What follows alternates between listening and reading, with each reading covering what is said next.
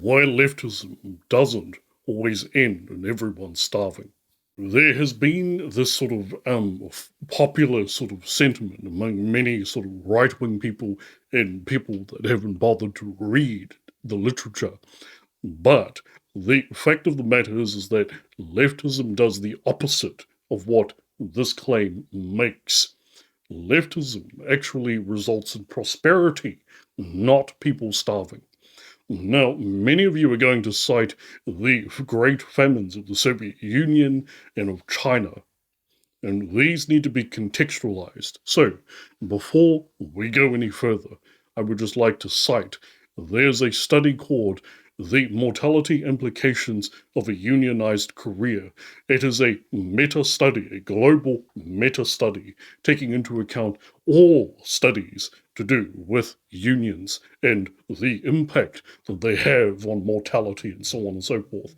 And the reality is that lifespans increase when workers organize. The conditions for people improve. You wouldn't have a weekend were it not for labor unions. The 5-day work week, the 8-hour work day, the very notion of overtime pay, the very notion of getting paid extra for working on a public holiday, these are hard-won rights secured by unions, labor unions, secured by leftists and leftist organizations, such as, for example, the Industrial Workers of the World, the IWW.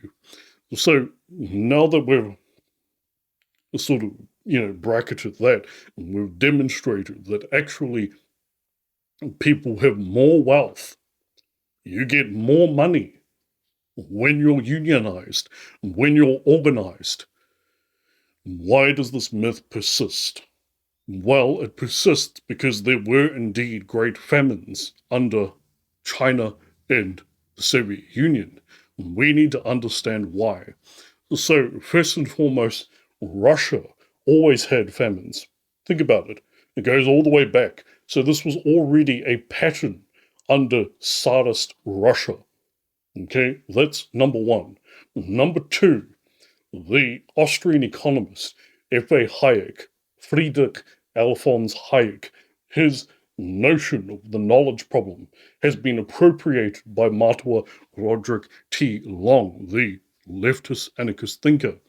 And in the same way that you can apply this to the Soviet Union, basically the knowledge problem being that economies, they're too big, they're too complex, they cannot be planned to the specific degree that the likes of Stalin were hoping to, because there's too much data to deal with centrally, is what led to these massive failures centrally. Now, in the case of China, they learned, and so under Deng Xiaoping, reformed, and China has had incredible economic growth.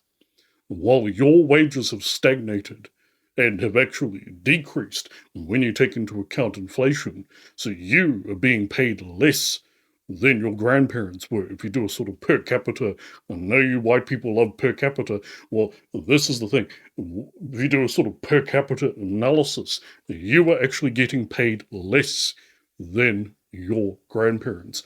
And so the notion that leftism results in starvation is just not true, because China learned.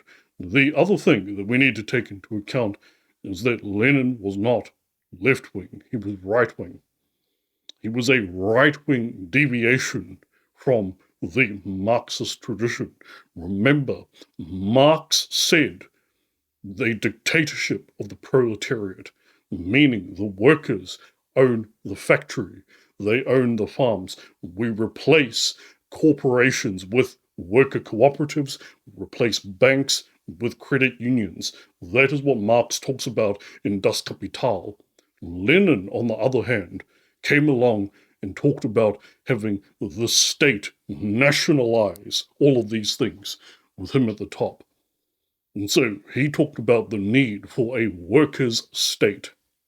That is what Lenin talked about. So Lenin is a right-wing deviation, and Mao was his disciple.